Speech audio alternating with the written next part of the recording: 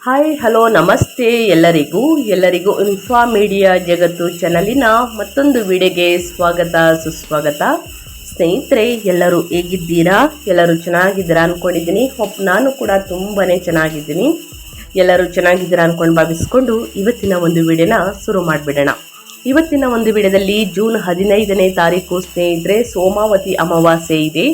ಈ ಅಮಾವಾಸ್ಯೆಯ ದಿನದಿಂದ ಧನುರಾಶಿಯವರು ಏನೆಲ್ಲ ಬದಲಾವಣೆಗಳನ್ನು ನೋಡಲಿದ್ದೀರಿ, ಯಾವುದರ ಬಗ್ಗೆ ಧನುರಾಶಿಯವರು ಎಚ್ಚರಿಕೆ ವಹಿಸಬೇಕು, ಏನೆಲ್ಲ ಅದೃಷ್ಟದ ಫಲಗಳನ್ನು ಗಳಿಸಲಿದ್ದೀರಿ ಅನ್ನೋದನ್ನ ಕಂಪ್ಲೀಟಾಗಿ ಧನುರಾಶಿಯವರಿಗೆ ಇದೇ ವಿಡಿಯೋದಲ್ಲಿ ತಿಳಿಸ್ಕೊಡ್ತಾ ಹೋಗ್ತೀನಿ. ಇದನ್ನೆಲ್ಲ ಕಂಪ್ಲೀಟಾಗಿ ತಿಳ್ಕೋಬೇಕು, ಸಣ್ಣ ಪುಟ್ಟ ಪರಿಹಾರಗಳನ್ನೆಲ್ಲ ಫಾಲೋ ಅಪ್ ಮಾಡಬೇಕು ಅಂದರೆ ಎಲ್ಲೂ ಕೂಡ ವಿಡಿಯೋನ ಸ್ಕಿಪ್ ಮಾಡಬಾರ್ದು. ಅಂದರೆ ವಿಡಿಯೋನ ಕಟ್ ಮಾಡಿ ಓಡಿಸ್ಕೊಂಡು ಹೋಗಿ ನೋಡ್ತೀನಿ ಅಂದರೆ ಫುಲ್ ಇನ್ಫಾರ್ಮೇಷನ್ ಅರ್ಥ ಆಗಲ್ಲ. ಸೊ ಹಾಗಾಗಿ ಎಲ್ಲ ವಿಡಿಯೋದಲ್ಲೂ ತಿಳಿಸ್ತಾ ಇರ್ತೀನಿ. ಮೊದಲಿಂದ ಕೊನೆ ತನಕ ವಿಡಿಯೋವನ್ನು ವಾಚ್ ಮಾಡಿ, ವಿಡಿಯೋದಲ್ಲಿ ಒಳ್ಳೆಯ ಮಾಹಿತಿ ಸಿಕ್ಕಿದ್ದಲ್ಲಿ ತಪ್ಪದೇ ವಿಡಿಯೋಗೊಂದು ಲೈಕ್ ಕೊಟ್ಟು, ಇನ್ನೂ ನನ್ನ ಚಾನಲ್ನ ಸಬ್ಸ್ಕ್ರೈಬ್ ಮಾಡ್ಕೊಂಡಿಲ್ಲ ಅಂದರೆ ದಯವಿಟ್ಟು ಇನ್ಫಾ ಮೀಡಿಯಾಗೆ ಸಬ್ಸ್ಕ್ರೈಬ್ ಆಗಿ ನಿಮ್ಮ ಅಭಿಪ್ರಾಯಗಳನ್ನು ಕಮೆಂಟ್ ಬಾಕ್ಸಲ್ಲಿ ತಿಳಿಸ್ಬೋದು. ಯಾರೆಲ್ಲ ಸಬ್ಸ್ಕ್ರೈಬ್ ಮಾಡಿಕೊಂಡು ಪ್ರತಿನಿತ್ಯ ವಿಡಿಯೋ ವಾಚ್ ಮಾಡ್ತಿದ್ದೀರಾ ಅಂಥವರಿಗೆ ಥ್ಯಾಂಕ್ ಯು ಸೋ ಮಚ್ ಅಂತ ಹೇಳ್ತಾ ವಿಡಿಯೋದ ಕಡೆ ಗಮನ ಕೊಟ್ಬಿಡೋಣ. ಹೌದು ಸ್ನೇಹಿತರೆ, ಇದೇ ಜೂನ್ 15ನೇ ತಾರೀಕು ಸೋಮಾವತಿ ಅಮಾವಾಸ್ಯೆ. ಅಂದರೆ ಸೋಮಾವತಿ ಅಮಾವಾಸ್ಯೆಯನ್ನು ಸ್ನೇಹಿತರೆ ಸಾಕಷ್ಟು ಈ ದಿನದಿಂದ ಬದಲಾವಣೆಯನ್ನು ನಿಮ್ಮ ಜೀವನದಲ್ಲಿ ನೋಡಲಿದ್ದೀರಿ.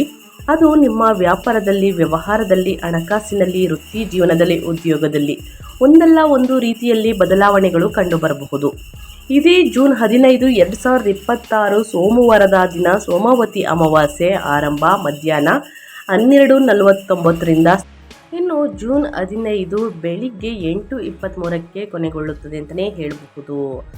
ನಮ್ಮ ಮಹಾಭಾರತ ಮತ್ತು ಭಗವದ್ ಪುರಾಣಗಳಲ್ಲಿ ಸ್ನೇಹಿತರೆ ಉಲ್ಲೇಖಿಸಿರುವಂತಹ ಭೀಷ್ಮ ಪಿತಾಮಹರು ಈ ಅಮಾವಾಸ್ಯೆಯ ಮಹತ್ವವನ್ನು ರಾಜ ಯುಧಿಷ್ಠಿರನಿಗೆ ವಿವರಿಸಿ ಎಲ್ಲ ದುಷ್ಪರಿಣಾಮಗಳು ಶುದ್ಧರಾಗಲು ಪವಿತ್ರ ನದಿಗಳಲ್ಲಿ ಸ್ನಾನ ಮಾಡಬೇಕು ಎಂದು ಹೇಳಿದರು. ಈ ದಿನದ ಪವಿತ್ರ ಸ್ನಾನವು ನಿಮ್ಮನ್ನು ಶುದ್ಧ, ನೈರ್ಮಲ್ಯ, ಆರೋಗ್ಯಕರ ಮತ್ತು ಸಮೃದ್ಧವಾಗಿರಿಸುತ್ತದೆ ಮತ್ತು ನಿಮ್ಮ ಪೂರ್ವಜರಿಗೆ ಶಾಂತಿಯನ್ನು ನೀಡುತ್ತದೆ. ಈ ದಿನ ಸ್ನೇಹಿತರೆ ಈ ನೀರಿನಲ್ಲಿ ಅಂದರೆ ಗಂಗಾ, ಯಮುನಾ, ಗೋದಾವರಿ, ಸರಸ್ವತಿ, ನರ್ಮದಾ, ಸಿಂಧು ಮತ್ತು ಕಾವೇರಿ ನದಿಗಳ ದೈವಿಕ ನೀರಿನ ಉಪಸ್ಥಿತಿಯನ್ನು ನಾನು ಪ್ರಾರ್ಥಿಸುತ್ತೇನೆ. ಈ ನದಿಗಳನ್ನು ದೇವತೆಗಳೆಂದು ಪರಿಗಣಿಸಲಾಗುತ್ತದೆ ಮತ್ತು ಅವರ ಆಶೀರ್ವಾದಕ್ಕಾಗಿ ನನ್ನನ್ನು ಪರಿಗಣಿಸಬೇಕೆಂದು ನಾನು ಅವರನ್ನು ಪ್ರಾರ್ಥಿಸುತ್ತೇನೆ. ಸೂರ್ಯ ಮತ್ತು ತುಳಸಿಗೆ ನೀರನ್ನು ಅರ್ಪಿಸಿ. ಹಾಗೆ ಮಾಡುವಾಗ ಜಪಿಸಿ ಸ್ನೇಹಿತರೆ ಗಾಯತ್ರಿ ಮಂತ್ರವನ್ನು ಮತ್ತು ತುಳಸಿ ಗಿಡವನ್ನು 108 ಬಾರಿ ಪ್ರದಕ್ಷಿಣೆ ಹಾಕಿ, ಅಥವಾ ಕನಿಷ್ಠ 5-9 ಬಾರಿ ಕೂಡ ಹಾಕಬಹುದು. ಸ್ವಲ್ಪ ನೀರು ಕೊಡಿ ಶಿವಲಿಂಗಕ್ಕೆ ಸ್ನೇಹಿತರೆ. ಶಿವಲಿಂಗಕ್ಕೆ ನೀರನ್ನು ಅರ್ಪಿಸಿ ಹಸುವಿಗೆ ಮೊಸರು ಮತ್ತು ಅನ್ನವನ್ನು ತಿನ್ನಿಸಿ ಸ್ನೇಹಿತರೆ. ಅರಳಿ ಮರವನ್ನು ಪೂಜಿಸುವುದು. ಮರದ ಬುಡದಲ್ಲಿ ತುಳಸಿ ಗಿಡವನ್ನು ಇರಿಸಿ ಅದರ ಮೇಲೆ ಸ್ವಲ್ಪ ಹಾಲು, ಮೊಸರು, ಚಂದನ ಅಂದರೆ ಶ್ರೀಗಂಧ, ಅಕ್ಕಿ, ಹೂಗಳು, ಅರಿಶಿಣ ಮತ್ತು ಕಪ್ಪು ಎಳ್ಳನ್ನು ಸುರಿಯಿರಿ. ಬುಡದಲ್ಲಿ ನೀರನ್ನು ಅರ್ಪಿಸಿ ಕಾಂಡದ ಸುತ್ತಲೂ ಹತ್ತಿ ದಾರವನ್ನು ಕಟ್ಟಿ 108 ಬಾರಿ ಅಥವಾ 9 ಬಾರಿ 12 ಬಾರಿ ಸ್ನೇಹಿತರೆ ಪ್ರದಕ್ಷಿಣೆಯನ್ನು ಹಾಕಿ ಅಂದರೆ ಸುತ್ತಾಡಿ. ವಿವಾಹಿತ ಮಹಿಳೆಯರು ಅಥವಾ ಅವಿವಾಹಿತ ಹುಡುಗಿಯರಿಗೆ ದಾನ ಮಾಡಲು ಸ್ನೇಹಿತರೆ ಬಳೆಗಳು, ಬಿಂದಿ ಮತ್ತು ಚಾಕ್ಲೇಟ್ಗಳಂತಹ ಕೆಲವು ವಸ್ತುಗಳನ್ನು ನೀವು ತಂದಿದ್ದರೆ ಮರದ ಸುತ್ತಲೂ ಪರಿಕ್ರಮ ಮಾಡುವಾಗ ನೀವು ಈ ವಸ್ತುಗಳನ್ನು ಕೊಂಡೊಯ್ಯಬಹುದು. ಮನೆಯಲ್ಲಿ ರುದ್ರಾಭಿಷೇಕ ಮಾಡಬಹುದು. ಅತ್ಯಂತ ಶುಭ. ಸೋಮವಾರದಂದು ಬರುವಂತಹ ಸೋಮಾವತಿ ಅಮಾವಾಸ್ಯೆ ಶಿವನೊಂದಿಗೆ ಬಲವಾದಂತಹ ಸಂಬಂಧವನ್ನು ಹೊಂದಿದೆ ಸ್ನೇಹಿತರೆ. ಸೊ ಹಾಗಾಗಿ ಈ ಸಣ್ಣ ಪುಟ್ಟ ಪರಿಹಾರವನ್ನು ಮಾಡಬಹುದು. ಇದರ ಜೊತೆಗೆ ಸೋಮಾವತಿ ಅಥವಾ ಜ್ಯೇಷ್ಠ ಅಮಾವಾಸ್ಯೆಯ ದಿನ ಸ್ನೇಹಿತರೆ ತಪ್ಪದೇ ವಿಷ್ಣು ಸಹಸ್ರನಾಮವನ್ನು ಪಠಿಸಲಾಗುತ್ತದೆ. ಪೂರ್ವಜರಿಗೆ ಶ್ರದ್ಧವನ್ನು ನೀಡಲಾಗುತ್ತದೆ, ತರ್ಪಣವನ್ನು ನೀಡಲಾಗುತ್ತದೆ. ಜೂನ್ 15ರಂದು ಬರುವಂಥ ಅಮಾವಾಸ್ಯೆಯು ಹಿಂದೂ ಧರ್ಮದಲ್ಲಿ ಅತ್ಯಂತ ಪವಿತ್ರವಾದಂತಹ ದಿನವಾಗಿದೆ. ಅಪರೂಪದ ಅಧಿಕ ಮಾಸದಲ್ಲಿ ಬರುವುದರಿಂದ ಈ ದಿನಕ್ಕೆ ವಿಶೇಷ ಮಹತ್ವವಿದೆ. ಈ ದಿನದಂದು ಪಿತೃಗಳಿಗೆ ಪ್ರಾರ್ಥನೆ ಸಲ್ಲಿಸುವುದು, ದಾನ ಮಾಡುವುದು ಮತ್ತು ಪವಿತ್ರ ನದಿಗಳಲ್ಲಿ ಸ್ನಾನ ಮಾಡುವುದರಿಂದ ವಿಶೇಷ ಪುಣ್ಯ ಲಭಿಸುತ್ತದೆ. ಇನ್ನು ಪಿತೃ ತರ್ಪಣ. ಈ ದಿನ ಪೂರ್ವಜರು ಅಂದರೆ ಪಿತೃಗಳು ಆತ್ಮಗಳಿಗೆ ಶಾಂತಿ ಸಿಗಲೆಂದು ತರ್ಪಣ ನೀಡುವುದು, ಶ್ರದ್ಧಾ ಮಾಡುವುದು ವಾಡಿಕೆ. ಪವಿತ್ರ ಅಮಾವಾಸ್ಯೆ ಎಂದು ಪೂರ್ವಜರ ಆತ್ಮಗಳು ಭೂಮಿಗೆ ಹತ್ತಿರವಾಗುತ್ತವೆ ಎಂದು ನಂಬಲಾಗಿದೆ. ದಾನ ಧರ್ಮಕ್ಕೆ ಈ ದಿನ ಸ್ನೇಹಿತರೆ ಉತ್ತಮ ಅಂತಲೇ ಹೇಳ್ಬೋದು. ನಿಮ್ಮ ಶಕ್ತಿಗೆ ಅನುಗುಣವಾಗಿ ಅನ್ನದಾನ, ಬ್ರಾಹ್ಮಣ ಭೋಜನ, ದಂಪತಿ ಭೋಜನ ಅಥವಾ ಗೋದಾನ ಮಾಡುವುದರಿಂದ ಮಹಾಫಲ ದೊರೆಯುತ್ತದೆ. ಇನ್ನು ಪವಿತ್ರ ನದಿಗಳಲ್ಲಿ ಸ್ನಾನ ಅಂದರೆ ಗಂಗಾ ಅಥವಾ ಯಾವುದೇ ಪವಿತ್ರ ನದಿಗಳಲ್ಲಿ ಇಲ್ಲವೇ ಮನೆಯಲ್ಲಿಯೇ ಪವಿತ್ರ ತೀರ್ಥ ಬೆರೆಸಿ ಸ್ನಾನವನ್ನು ಮಾಡುವುದರಿಂದ ನಿಮ್ಮ ಆತ್ಮ ಶುದ್ಧಿಯಾಗುತ್ತದೆ. ಇನ್ನು ದೇವತಾ ಆರಾಧನೆ, ಈ ದಿನ ಶಿವ ಮತ್ತು ವಿಷ್ಣುವನ್ನು ಪೂಜಿಸುವುದು ಹಾಗೂ ದೇವಸ್ಥಾನಗಳಿಗೆ ಭೇಟಿ ನೀಡುವುದು ಶ್ರೇಯಸ್ಕರ. ಇದರ ಜೊತೆಗೆ ಬಡವರಿಗೆ, ನಿರ್ಗತಿಕರಿಗೆ ನಿಮ್ಮ ಕೈಯಲ್ಲಾದಷ್ಟು ಜನರಿಗೆ ಅನ್ನದಾನ, ಬಟ್ಟೆದಾನ, ವಸ್ತ್ರದಾನವನ್ನು ಮಾಡಿ ನಿಮ್ಮ ಸಮಸ್ಯೆಗಳು ಕಂಪ್ಲೀಟಾಗಿ ನಿವಾರಣೆಯಾಗಲಿದೆ ಸ್ನೇಹಿತರೆ. ಸೊ ಹಾಗಾಗಿ ಧನುರಾಶಿಯವರು ಅಂತೆಲ್ಲ ಪ್ರತಿಯೊಬ್ಬರು ಯಾರೆಲ್ಲ ವಿಡಿಯೋ ನೋಡ್ತಾ ಇದ್ದೀರಾ, ಈ ದಾನ ಧರ್ಮವನ್ನು ಮಾಡಿ ಖಂಡಿತವಾಗಿಯೂ ಫಲ ಸಿಗಲಿದೆ ಅಂತ ಹೇಳ್ತಾ, ಈ ದಿನದಿಂದ ಧನುರಾಶಿಯವರು ಏನೆಲ್ಲ ಬದಲಾವಣೆಗಳು ಕಂಡು ಬರಬಹುದು, ಯಾವುದರ ಬಗ್ಗೆ ಎಚ್ಚರಿಕೆ ವಹಿಸಬೇಕು ಅನ್ನೋದನ್ನ ಕಂಪ್ಲೀಟಾಗಿ ತಿಳಿಸ್ಕೊಡ್ತೀನಿ. ಎಲ್ಲೂ ಕೂಡ ವಿಡಿಯೋನ ಸ್ಕಿಪ್ ಮಾಡ್ದೇ ಕೊನೆ ತನಕ ವಾಚ್ ಮಾಡಿ. ಧನುರಾಶಿಯವರಿಗೆ ಸ್ನೇಹಿತರೆ, ಜೂನ್ 2ರಿಂದನೇ 8ನೇ ಮನೆಗೆ ನಿಮ್ಮ ರಾಶಿಯ ಅಧಿಪತಿಯಾಗಿರುವ ಗುರುವಿನ ಉಚ್ಚ ಆಗಮನವು ನಿಮ್ಮ ಜೀವನದಲ್ಲಿ ಅನಿರೀಕ್ಷಿತ ಸಂಪತ್ತನ್ನು ತರುತ್ತದೆ. ವಿಮಾ, ಹಣ, ಪಿತ್ರಾರ್ಜಿತ ಆಸ್ತಿ ಅಥವಾ ಅನಿರೀಕ್ಷಿತ ಆದಾಯವನ್ನು ಪಡೆಯುವಂತಹ ಅತ್ಯುತ್ತಮ ಅವಕಾಶ ನಿಮ್ಮದಾಗಿದೆ. ವಿವಾಹದಲ್ಲಿ ಅಂದರೆ ಮದುವೆಯಲ್ಲಿ ಆದಷ್ಟು ಸ್ನೇಹಿತರೆ ತಾಳ್ಮೆ ಅಗತ್ಯ. ಯಾಕಂದರೆ ಜೂನ್ 15ರ ನಂತರ, ಅಮಾವಾಸ್ಯೆ ಮುಗಿದ ನಂತರ 7ನೇ ಮನೆಗೆ ಸೂರ್ಯನ ಸಂಚಾರವು ಸಂಗಾತಿಯೊಂದಿಗೆ ಸಣ್ಣ ಪುಟ್ಟ ಅಹಂಕಾರದ ಘರ್ಷಣೆಗಳನ್ನು ಹುಟ್ಟುಹಾಕಬಹುದು. ಈ ಹಂತದಲ್ಲಿ ಶಾಂತ ಮತ್ತು ಹೊಂದಾಣಿಕೆಯ ಮನೋಭಾವವನ್ನು ಕಾಪಾಡಿಕೊಳ್ಳುವುದು ಅತ್ಯಗತ್ಯ. ಇನ್ನು ಅದೇ ರೀತಿ ವಿರೋಧಿಗಳ ಮೇಲೆ ಸಂಪೂರ್ಣವಾಗಿ ವಿಜಯವನ್ನು ನೋಡಲಿದ್ದೀರಿ. ಜೂನ್ 21ರಂದು 6ನೇ ಮನೆಗೆ ಮಂಗಳನ ಪ್ರವೇಶವು ನಿಮ್ಮಲ್ಲಿ ಅದ್ಭುತ ಧೈರ್ಯವನ್ನು ತುಂಬುತ್ತದೆ. ಕಚೇರಿಯ ರಾಜಕೀಯದಲ್ಲಿ ನೀವು ಮೇಲುಗೈಯನ್ನು ಸಾಧಿಸುವಿರಿ ಮತ್ತು ಸ್ಪರ್ಧಾತ್ಮಕ ಅಡೆತಡೆಗಳನ್ನು ಸಲೀಸಾಗಿ ನಿವಾರಿಸಲಿದ್ದೀರಿ ಸ್ನೇಹಿತರೆ. ಇದು ಗ್ರಹಗಳ ಸಂಚಾರದ ಸಮಯದಲ್ಲಿ ಆಗುವಂತಹ ಬದಲಾವಣೆಗಳು. ಇನ್ನು ಧನುಸು ರಾಶಿಯವರಿಗೆ ಒಟ್ಟಾರೆಯಾಗಿ ಹೇಳೋದಾದರೆ, ಪರಾಭವ ನಾಮ ಸಂವತ್ಸರದ ಜೂನ್ 2026 ಅತ್ಯಂತ ಶ್ರೇಷ್ಠ ಮತ್ತು ಲಾಭದಾಯಕ ತಿಂಗಳಾಗಿ ತೆರೆದುಕೊಳ್ಳುತ್ತದೆ. ಸಾಮಾನ್ಯ ಜ್ಯೋತಿಷ್ಯ ಗ್ರಂಥಗಳ ಪ್ರಕಾರ 8ನೇ ಮನೆಯ ಸಂಚಾರವನ್ನು ಸವಾಲುಗಳೊಂದಿಗೆ ಸಂಯೋಜಿಸುತ್ತವೆ. ಜೂನ್ ತಿಂಗಳಲ್ಲಿ ನಿಮ್ಮ ರಾಶಿಯ ಅಧಿಪತಿಯಾಗಿರುವಂತಹ ಗುರುವು ತನ್ನ ಉಚ್ಚ ಸ್ಥಾನವನ್ನು ಪಡೆಯಲು 8ನೇ ಮನೆಗೆ ಕರ್ಕಟಕ್ಕೆ ಪ್ರವೇಶಿಸುವುದು ಅದ್ಭುತ ತಿರುವನ್ನು ನೀಡುತ್ತದೆ. ಈ ಗ್ರಹಗತಿಯು ನಿಮ್ಮ ಒಟ್ಟಾರೆ ಆಯುಷ್ಯವನ್ನು ಹೆಚ್ಚಿಸುತ್ತದೆ, ಗುಪ್ತ ಶತ್ರುಗಳನ್ನು ತಟಸ್ಥಗೊಳಿಸುತ್ತದೆ ಮತ್ತು ಭವ್ಯವಾದಂತಹ ಲಾಭಗಳನ್ನು, ಅನಿರೀಕ್ಷಿತ ಆರ್ಥಿಕ ಲಾಭಗಳನ್ನು ಪ್ರಚೋದಿಸುತ್ತದೆ. ಈ ರಕ್ಷಣಾತ್ಮಕ ಶಕ್ತಿಗೆ ಪೂರಕವಾಗಿ ತಿಂಗಳ ಕೊನೆಯಲ್ಲಿ ಸ್ನೇಹಿತರೆ, ಮಂಗಳನು ನಿಮ್ಮ 6ನೇ ಮನೆಗೆ ಪ್ರವೇಶಿಸಿ ನಿಮ್ಮಲ್ಲಿ ನಿರಂತರ ಹೋರಾಟದ ಮನೋಭಾವವನ್ನು ಹುಟ್ಟುಹಾಕುತ್ತಾನೆ. ವೈಯಕ್ತಿಕ ಸಂಬಂಧಗಳಲ್ಲಿ ಅಳೆದು ತೂಗುವಂತಹ ವಿಧಾನವನ್ನು ಕಾಯ್ದುಕೊಳ್ಳುವ ಮೂಲಕ ಈ ತಿಂಗಳುಗಳನ್ನು ನೀವು ಅಸಾಧಾರಣ ಲಾಭದಾಯಕ ಹಂತವನ್ನಾಗಿ ಪರಿವರ್ತಿಸಬಹುದು. ಇದು ಒಟ್ಟಾರೆಯಾಗಿ ನಿಮ್ಮ ಭವಿಷ್ಯದಲ್ಲಿ ಈ ಥರ ಬದಲಾವಣೆಗಳು ಕಂಡು ಬರಬಹುದು ಸ್ನೇಹಿತರೆ. ಏಕೆಂದರೆ ಈ ಟೈಮಲ್ಲಿ ಗ್ರಹಗಳ ಸಂಚಾರ ಆ ರೀತಿ ಇರಲಿದೆ. ಇನ್ನು ನಿಮ್ಮ ರಾಶಿಯ ಅಧಿಪತಿಯಾಗಿರುವಂತಹ ಗುರು 4ನೇ ಮನೆಯ ಅಧಿಪತಿ ಅಂತಲೇ ಹೇಳ್ಬೋದು, ಅಂದರೆ ಲಗ್ನಾಧಿಪತಿ 8ನೇ ಮನೆ ಮತ್ತು ಸ್ನೇಹಿತರೆ ಉಚ್ಚ ಸ್ಥಿತಿಯಲ್ಲಿ ಸಂಚಾರವನ್ನು ಮಾಡುತ್ತಿದೆ. 8ನೇ ಮನೆಯಲ್ಲಿ ಉಚ್ಚ ರಾಶಿ ಅಧಿಪತಿಯಾದ ದೀರ್ಘ ಆಯುಸ್ಸು, ಹಠಾತ್ ಧನಲಾಭ ಮತ್ತು ಆಳವಾದಂತಹ ಸಂಶೋಧನೆಯಲ್ಲಿ ಭಾರಿ ಯಶಸ್ಸನ್ನು ಕರುಣಿಸುತ್ತಾನೆ. ಇನ್ನು ಕೇಳೇ ಇರ್ತೀರ, ಶನಿ ಮತ್ತು ಗುರುಬಲ ಹೇಗಿರಲಿದೆ ಅಂತ ತಿಳಿಸ್ಕೊಡಿ ಅಂತ. ಶನಿ 2 ಮತ್ತು 3ನೇ ಅಧಿಪತಿಯಾಗಿರುವಂತಹ ಶನಿ 4ನೇ ಮನೆಯಲ್ಲಿ ಮೀನರಾಶಿಯಲ್ಲಿ ಯಥಾಸ್ಥಿತಿಯಲ್ಲಿ ಸಂಚಾರವನ್ನು ಮಾಡುವ ಕಾರಣ ಅರ್ಧಷ್ಟಮ ಶನಿಯ ಸಂಚಾರ ಮುಂದುವರಿಯುತ್ತದೆ. ಭಾರಿ ಕೌಟುಂಬಿಕ ಕರ್ತವ್ಯಗಳನ್ನು ಪರಿಚಯಿಸುತ್ತಾನೆ. ತಾಯಿಯ ಆರೋಗ್ಯದ ಬಗ್ಗೆ ಕಾಳಜಿ ವಹಿಸುವಂತೆ ಸೂಚಿಸುತ್ತಾನೆ ಮತ್ತು ರಿಯಲ್ ಎಸ್ಟೇಟ್ ವ್ಯವಹಾರಗಳಲ್ಲಿ ಎಚ್ಚರಿಕೆಯ ಹೆಜ್ಜೆಗಳನ್ನು ಬಯಸುತ್ತಾನೆ ಅಂತಲೇ ಹೇಳಬಹುದು. ಇನ್ನು ಶನಿ ಹೇಳಿದ ಮೇಲೆ ಗುರುಬಲನ್ನು ಕೂಡ ತಿಳಿಸ್ಕೊಟ್ಟಿದ್ದೀನಿ ಸ್ನೇಹಿತರೆ. ನಿಮ್ಮ ರಾಶಿಯ ಅಧಿಪತಿಯಾಗಿರುವಂತಹ ಗುರುವಿನಿಂದ ಏನೆಲ್ಲ ಅದೃಷ್ಟದ ಫಲಗಳನ್ನು ಗಳಿಸಲಿದ್ದೀರಿ ಅನ್ನೋದನ್ನ ಒಟ್ಟಾರೆಯಾಗಿ ತಿಳಿಸ್ಕೊಟ್ಟಿದ್ದೀನಿ. ಇನ್ನು ಒಂದೊಂದಾಗಿ ಹೇಳೋದಾದರೆ, ಹಣಕಾಸಿನಲ್ಲಿ ನಿಮ್ಮ ರಾಶಿಯ ಲಗ್ನಾಧಿಪತಿಯಾಗಿರುವಂತಹ ಗುರುವಿನ ಬಲದಿಂದ ನಿಮ್ಮ ಹಣಕಾಸಿನಲ್ಲಿ ಏನೆಲ್ಲ ಬದಲಾವಣೆಗಳು ಕಂಡು ಬರಬಹುದು ಈ ಸೋಮಾವತಿ ಅಮಾವಾಸ್ಯೆಯ ದಿನದಿಂದ ಅನ್ನೋದನ್ನ ನೋಡೋದಾದರೆ, ಆರ್ಥಿಕವಾಗಿ ಈ ಜೂನ್ ತಿಂಗಳು ಧನುರಾಶಿಯವರಿಗೆ ಭವ್ಯವಾದಂತಹ ಮತ್ತು ಅನಿರೀಕ್ಷಿತ ಬದಲಾವಣೆಗಳನ್ನು ತರುತ್ತದೆ. ನಿಮ್ಮ 8ನೇ ಮನೆಯಲ್ಲಿ ರೂಪುಗೊಳ್ಳುತ್ತಿರುವಂತಹ ಪ್ರಬಲ ಗ್ರಹಗಳ ಸಂಯೋಜನೆಯು ಗುರು, ಶುಕ್ರ ಮತ್ತು ಬುಧ ಹೆಚ್ಚು ಪರಿಣಾಮಕಾರಿಯಾದಂತಹ ವಿಪರೀತ ರಾಜಯೋಗವನ್ನು ಪ್ರಚೋದಿಸುತ್ತದೆ. ಈ ಗ್ರಹಗತಿಯು ನೀವು ಬರುವುದಿಲ್ಲವೆಂದು ಅಂತಂದರೆ ನೀವು ಬರುವುದಿಲ್ಲ ಹಣ ಕೈ ಬಿಟ್ಟಿದ ಹಳೆಯ ಆರ್ಥಿಕ ಬಾಕಿಗಳನ್ನು ಸುಗಮವಾಗಿ ವಸೂಲಿ ಮಾಡಲು ಸಹಾಯವನ್ನು ಮಾಡುತ್ತದೆ ಸ್ನೇಹಿತರೆ. ವಿಮಾ ಪಾಲಿಸಿಗಳು ಅಂದರೆ ಇನ್ಶೂರೆನ್ಸ್ ಸೆಟಲ್ಮೆಂಟ್ಸ್ಗಳು ಸ್ನೇಹಿತರೆ, ಪಿತ್ರಾರ್ಜಿತ ಆಸ್ತಿಗಳು ಅಥವಾ ಹೂಡಿಕೆಯ ಮೆಚುರಿಟಿ ಮೂಲಕ ನೀವು ಹಠಾತ್ ಗಣನೀಯ ಆರ್ಥಿಕ ಲಾಭಗಳನ್ನು ಪಡೆಯುತ್ತೀರಿ. 4ನೇ ಮನೆಯಲ್ಲಿ ಶನಿ ಇರುವುದರಿಂದ ಈ ನಗದು ಹಣವನ್ನು ರಿಯಲ್ ಎಸ್ಟೇಟ್ ಅಥವಾ ಆಸ್ತಿಯಂತಹ ದೀರ್ಘಕಾಲೀನ ಸ್ವತ್ತುಗಳಿಗಾಗಿ ಪರಿವರ್ತಿಸುವತ್ತ ನೀವು ಸಹಜವಾಗಿ ಒಲವನ್ನು ತೋರುತ್ತೀರಿ. ಇದು ನಿಮ್ಮ ಭವ್ಯವಾದಂತಹ ಭದ್ರತೆಗೆ ಅತ್ಯುತ್ತಮ ಹೆಜ್ಜೆಯಾಗಿದೆ ಅಂತಲೇ ಹೇಳ್ಬೋದು ಧನುಸ್ಸು ರಾಶಿಯವರಿಗೆ. ಹಣಕಾಸಿನ ವಿಚಾರದಲ್ಲಿ ಯಾವುದರ ಬಗ್ಗೆ ಎಚ್ಚರಿಕೆ ವಹಿಸಬೇಕು, ಏನೆಲ್ಲ ಅದೃಷ್ಟದ ಫಲಗಳನ್ನು ಗಳಿಸಲಿದ್ದೀರಿ ಧನುರಾಶಿಯವರನ್ನ ಕಂಪ್ಲೀಟಾಗಿ ತಿಳಿಸ್ಕೊಟ್ಟಿದ್ದೀನಿ. ಇನ್ನು ಮುಂದಿನದಾಗಿ ಹೇಳೋದಾದರೆ ಸ್ನೇಹಿತರೆ, ನಿಮ್ಮ ಹೆಲ್ತ್ ಅಂದರೆ ನಿಮ್ಮ ಆರೋಗ್ಯ ಮತ್ತು ಯೋಗಕ್ಷೇಮದ ಬಗ್ಗೆ ಹೇಳೋದಾದರೆ ಏನೆಲ್ಲ ಬದಲಾವಣೆಗಳನ್ನು ಗ್ರಹಗಳು ಸೂಚಿಸಲಿದೆ ಅಂದರೆ, ಜೂನ್ 15ರ ನಂತರ ಅಂದರೆ ಅಮಾವಾಸ್ಯೆಯ ನಂತರ 7ನೇ ಮನೆಗೆ ಸೂರ್ಯನ ಪ್ರವೇಶವು ನಿಮ್ಮ ದೇಹದ ಉಷ್ಣತೆಯನ್ನು ಹೆಚ್ಚಿಸಬಹುದು.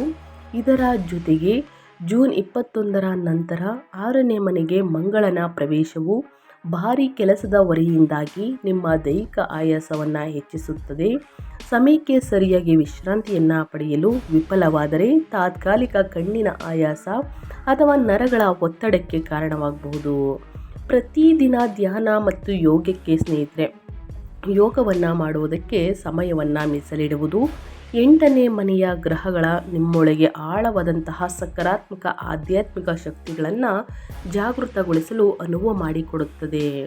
ಅದೇ ರೀತಿ ನಿಮ್ಮ ರಾಶಿಯ ಅಧಿಪತಿಯಾಗಿರುವಂತಹ ಗುರು 8ನೇ ಮನೆಯಲ್ಲಿ ಉಚ್ಚ ಸ್ಥಿತಿಯಲ್ಲಿ ನೆಲೆಸಿರುವುದರಿಂದ ಶಕ್ತಿಯುತವಾದಂತಹ ಜೀವದಾಯಕ ಕವಚವಾಗಿ ಕಾರ್ಯನಿರ್ವಹಿಸುತ್ತದೆ.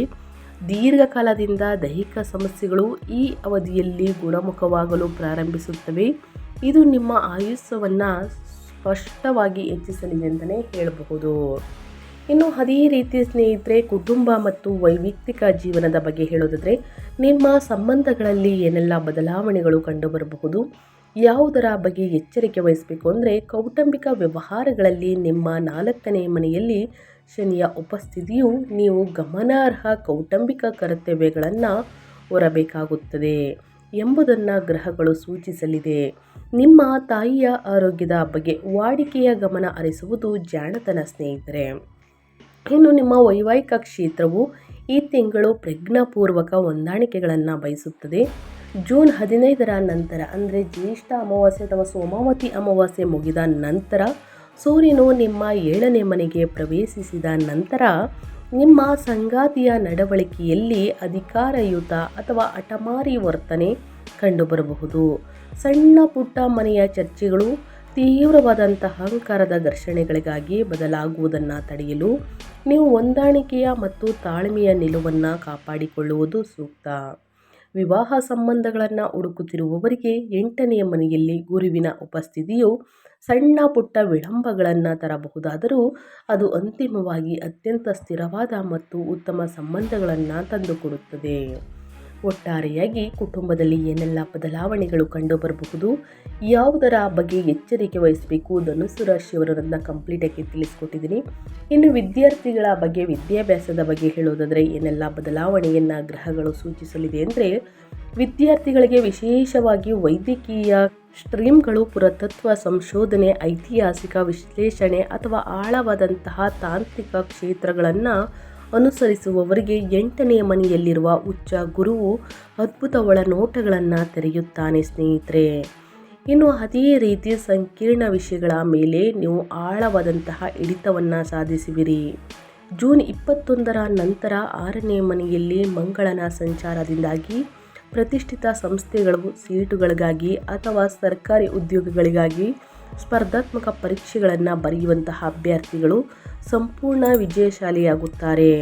ಒಟ್ಟಾರೆಯಾಗಿ ಕಷ್ಟಪಟ್ಟು ಅಧ್ಯಯನದ ಕಡೆ ಗಮನ ಕೊಡಿ, ಉನ್ನತ ಫಲಿತಾಂಶವನ್ನು ಗಳಿಸಲಿದ್ದೀರಿ ಅಂತ ಹೇಳ್ತಾ, ಇನ್ನು ಮುಂದಿನದಾಗಿ ಹೇಳೋದಾದರೆ ವೃತ್ತಿ ಮತ್ತು ಉದ್ಯೋಗದ ಬಗ್ಗೆ. ಉದ್ಯೋಗಿಗಳಿಗೆ ಈ ತಿಂಗಳು ಅಸಾಧಾರಣ ಪ್ರಗತಿಯನ್ನು ಕಾಯ್ದುಕೊಳ್ಳುತ್ತದೆ. ನಿಮ್ಮ 10ನೇ ಅಧಿಪತಿಯಾದ ಬುಧನು ಜೂನ್ 22ರವರೆಗೆ 7ನೇ ಮನೆಯಲ್ಲಿ ತನ್ನದೇ ಆದಂತಹ ರಾಶಿಯನ್ನು ಆಕ್ರಮಿಸಿಕೊಂಡಿರುವುದರಿಂದ ನಿಮ್ಮ ಕಾರ್ಪೊರೇಟ್ ಪರಿಕಲ್ಪನೆಗಳು ಮತ್ತು ಕಾರ್ಯತಂತ್ರದ ಒಳಹರಿವು ಕೆಲಸದ ಸ್ಥಳದಲ್ಲಿ ಹೆಚ್ಚಿನ ಮೆಚ್ಚುಗೆಯನ್ನು ಗಳಿಸುತ್ತದೆ. ಇದಲ್ಲದೆ ಜೂನ್ 21ರಂದು ಶತ್ರು ಸ್ಥಾನವಾದಂತಹ 6ನೇ ಮನೆಗೆ ಮಂಗಳನ ಪ್ರವೇಶವು ಸ್ನೇಹಿತರೆ ಅಂತಿಮ ಗುರಾಣಿಯಂತೆ ಕಾರ್ಯನಿರ್ವಹಿಸುತ್ತದೆ. ನಿಮ್ಮ ಪ್ರಯತ್ನಗಳನ್ನು ಹಾಳು ಮಾಡಲು ಪ್ರಯತ್ನಿಸುವವರು ಹಿಂದೆ ಸರಿಯುತ್ತಾರೆ ಅಥವಾ ಕಾರ್ಪೊರೇಟ್ ವಲಯದಿಂದ ನಿರ್ಗಮಿಸುತ್ತಾರೆ. ನೀವು ವೃತ್ತಿ, ಬಡ್ತಿ ಅಥವಾ ಅಪೇಕ್ಷಿತ ವರ್ಗಾವಣೆಯನ್ನು ನಿರೀಕ್ಷಿಸುತ್ತಿದ್ದರೆ ತಿಂಗಳ ಅಂತ್ಯದ ವೇಳೆಗೆ ಸಕಾರಾತ್ಮಕ ಸುದ್ದಿ ಯಶಸ್ವಿಯಾಗಿ ಹೊರಹೊಮ್ಮುತ್ತವೆ ಸ್ನೇಹಿತರೆ. ಮಾಹಿತಿ ತಂತ್ರಜ್ಞಾನ, ಡೇಟಾ ಅನಾಲಿಟಿಕ್ಸ್ ಅಥವಾ ಕಾರ್ಪೊರೇಟ್ ಸಂಶೋಧನೆಯಲ್ಲಿ ಕಾರ್ಯನಿರ್ವಹಿಸುತ್ತಿರುವಂತಹ ವೃತ್ತಿಪರರಿಗೆ 8ನೇ ಮನೆಯಲ್ಲಿರುವ ಉಚ್ಚ ಗುರುವು ಪ್ರಮುಖ ಆವಿಷ್ಕಾರಗಳಿಗೆ ಮತ್ತು ವ್ಯಾಪಕ ವೃತ್ತಿಪರ ಮನ್ನಣೆಗೆ ಬಾಗಿಲು ತೆರೆಯುತ್ತಾನೆ. ಒಟ್ಟಾರೆಯಾಗಿ ವೃತ್ತಿ ಜೀವನದಲ್ಲಿ ಧನು ರಾಶಿಯವರು ಏನೆಲ್ಲ ಬದಲಾವಣೆಯನ್ನು ನೋಡಲಿದ್ದೀರಿ ಅನ್ನೋದನ್ನ ಕಂಪ್ಲೀಟಾಗಿ ತಿಳಿಸ್ಕೊಟ್ಟಿದ್ದೀನಿ. ಇನ್ನು ನಿಮ್ಮ ವ್ಯಾಪಾರ, ವ್ಯವಹಾರ, ಸ್ವಯಂ ಉದ್ಯೋಗದಲ್ಲಿ ಏನೆಲ್ಲ ಬದಲಾವಣೆಗಳು ಕಂಡು ಬರ್ಬೋದು ಅಂದರೆ ಜೂನ್ 15ರ ನಂತರ ಧನು ರಾಶಿಯವರಿಗೆ ನಿಮ್ಮ 9ನೇ ಅಧಿಪತಿಯಾದ ಸೂರ್ಯನು 7ನೇ ಮನೆಗೆ ಪ್ರವೇಶಿಸಿದಾಗ ಸರ್ಕಾರಿ ಒಪ್ಪಂದಗಳು ಅಥವಾ ಸಾಂಸ್ಥಿಕ ಟೆಂಡರ್ಗಳು ಹೆಚ್ಚಿನ ಮಟ್ಟದಲ್ಲಿ ನಿಮ್ಮ ಪರವಾಗಿ ಇತ್ಯರ್ಥಗೊಳ್ಳುತ್ತವೆ. ಅತಿಯಾಗುವ ಲಾಭವು ಸುಗಮವಾಗಿ ಅರಿಯಲು ನಿಮ್ಮ ಸಹವರ್ತಿಗಳೊಂದಿಗಿನ ವಾಣಿಜ್ಯ ಮಾತುಕತೆಗಳ ಸಮಯದಲ್ಲಿ ನೀವು ಅತಿಯಾದ ದರ್ಪದ ನಿಲುವನ್ನು ಪ್ರದರ್ಶಿಸದಂತೆ ನೋಡಿಕೊಳ್ಬೇಕಾಗುತ್ತದೆ ಸ್ನೇಹಿತರೆ. ಇನ್ನು ಸ್ವತಂತ್ರ ವ್ಯಾಪಾರಸ್ಥರಿಗೆ ತಿಂಗಳ ದ್ವಿತೀಯಾರ್ಧವು ಹೆಚ್ಚು ಅನುಕೂಲಕರವಾಗಿದೆ. ನಿಮ್ಮ 7ನೇ ಅಧಿಪತಿ ಬುಧನು ತನ್ನದೇ ಆದ ಮನೆಯಲ್ಲಿ ಸಂಚರಿಸುತ್ತಿರುವುದರಿಂದ ನಿಮ್ಮ ವಾಣಿಜ್ಯ ಹೆಜ್ಜೆ ಗುರುತನ್ನು ವಿಸ್ತರಿಸಲು ಮತ್ತು ಲಾಭದಾಯಕ ಹೊಸ ಪಾಲುದಾರಿಕೆಗಳನ್ನು ಸ್ಥಾಪಿಸಲು ಸಾಕಷ್ಟು ಅವಕಾಶಗಳು ಲಭ್ಯವಾಗುತ್ತವೆ. ಎಂಜಿನಿಯರ್ಗಳು, ಹಣಕಾಸು ವಲಯಗಳನ್ನು ನಿರ್ವಹಿಸುವವರು ಗ್ರಾಹಕರಿಂದ ಅತ್ಯುತ್ತಮ ಪ್ರತಿಕ್ರಿಯೆಯನ್ನು ಪಡೆಯುತ್ತಾರೆ ಅಂತಲೇ ಹೇಳಬಹುದು. ಒಟ್ಟಾರೆಯಾಗಿ ಧನು ರಾಶಿಯವರು ಈ ಅಮಾವಾಸ್ಯೆಯ ದಿನದಿಂದ ಏನೆಲ್ಲ ಅದೃಷ್ಟವನ್ನು ನೋಡಲಿದ್ದೀರಿ, ಯಾವುದರ ಬಗ್ಗೆ ಎಚ್ಚರಿಕೆ ವಹಿಸಬೇಕು ಅನ್ನೋದನ್ನ ಕಂಪ್ಲೀಟಾಗಿ ತಿಳಿಸ್ಕೊಟ್ಟಿದ್ದೀನಿ. ಇನ್ನು ಪರಿಹಾರವನ್ನು ತಿಳಿಸ್ಕೊಡ್ತೀನಿ. ಇದನ್ನು ಅಮಾವಾಸ್ಯೆ ದಿನ ಕೂಡ ಮಾಡ್ಬೋದು ಅಥವಾ ಬಿಡು ದಿನ ಕೂಡ ಮಾಡಬಹುದು. ಅರ್ಧಾಷ್ಟಮ ಶನಿಯ ಕೌಟುಂಬಿಕ ಕರ್ತವ್ಯಗಳನ್ನು ಸರಾಗಗೊಳಿಸಲು ಮತ್ತು ನಿಮ್ಮ ಉಚ್ಚ ರಾಶಿಯ ಅಧಿಪತಿಯ ಅದ್ಭುತ ಪ್ರತಿಫಲಗಳನ್ನು ಸಂಪೂರ್ಣವಾಗಿ ಪಡೆಯಲು ಧನುರಾಶಿಯವರು ಈ ಪರಿಹಾರಗಳನ್ನು ತಪ್ಪದೆ ಕೈಗೊಳ್ಳಿ. ಮೊದಲನೇದಾಗಿ ಸ್ನೇಹಿತರೆ, ಸೂರ್ಯನ ಆರಾಧನೆ.